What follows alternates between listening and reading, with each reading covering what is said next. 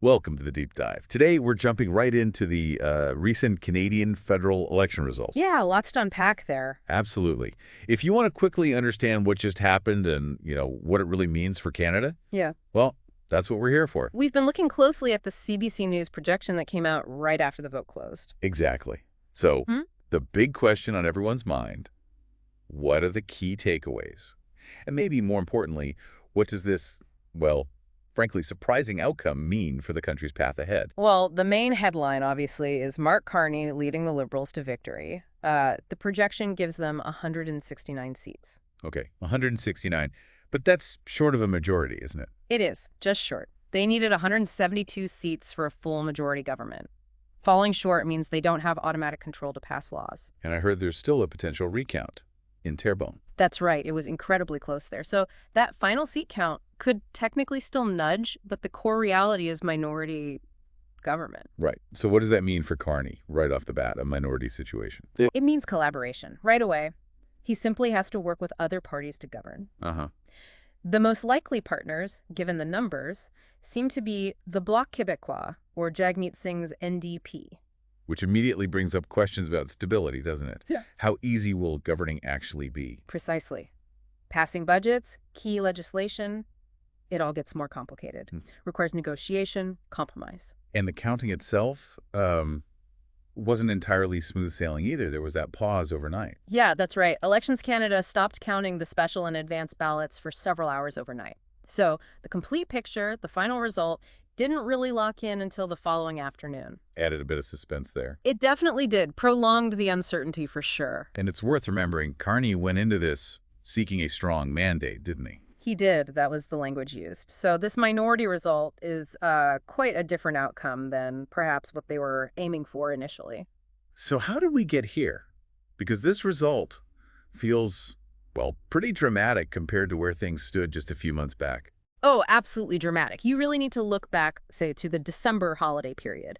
The polls then showed Pierre Poilievre's Conservatives with a massive lead, like 21 points ahead. 21 points. That's huge. What happened? What were the game changers that flipped the script so completely? It seems like a confluence of factors, really. First, you had Justin Trudeau's resignation. That opened the door for a new Liberal leader, a potential reset in voters' minds. Okay, makes sense. Then, almost simultaneously, you had this situation with U.S. President Trump escalating a trade war.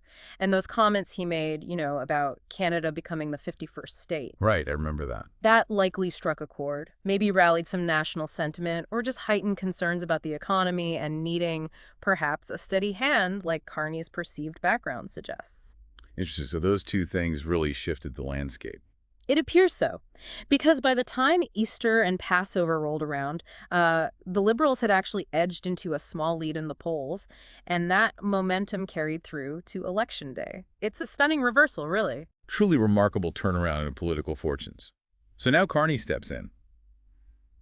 But it's not an easy situation, is it? Not at all.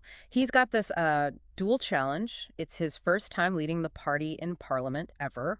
And he has to do that while navigating the tricky dynamics of a minority government. Right. Steep learning curve. Yeah. And he has some big goals already lined up. Yes, quite ambitious ones. There's talk about needing to negotiate pretty quickly with the U.S. president on trade issues. Plus, he's stated this goal of reducing interprovincial trade barriers by Canada Day. That's very soon. Wow. Yeah, that is ambitious. Now, beyond Carney, there were some other really significant results, particularly notable losses, right? Indeed. Big names missing from the House this time. Pierre Poilievre, the Conservative leader, actually failed to win his own riding. Wow. And Jagmeet Singh, the NDP leader, also lost his seat in Burnaby South. So two major party leaders without a seat in Parliament. What happens now for them? Well, Singh has already said he plans to step down as NDP leader. Poilievre, on the other hand, has indicated he wants to stay on as Conservative leader despite not having a seat. Interesting dynamic there.